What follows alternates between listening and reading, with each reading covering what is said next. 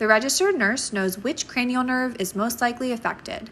Is it cranial nerve 1, cranial nerve 8, cranial nerve 11, or cranial nerve 12? So let's go ahead and walk through these together. So option 1 is cranial nerve 1. Do you remember which nerve that is?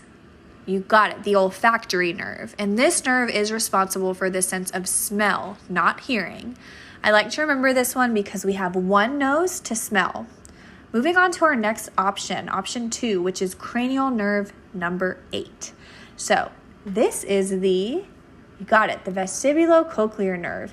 And this is responsible for hearing and balance.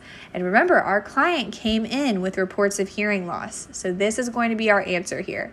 But stick around as we review the next two, because I'm going to give you some helpful tips to remember these. So option 3 is cranial nerve 11. So which one is this? You got it, the accessory nerve. And this is involved in certain shoulder and neck movements, not with hearing and balance. So we could have ruled that one out.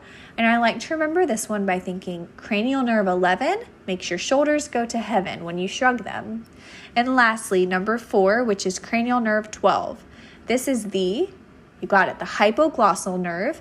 And this is responsible for controlling muscles of the tongue. It can also help with swallowing and speech. So this has no role with hearing. So we can roll that one out as well.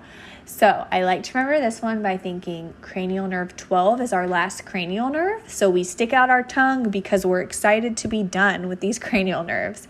So hopefully these helped you remember them, and we will see y'all back next time.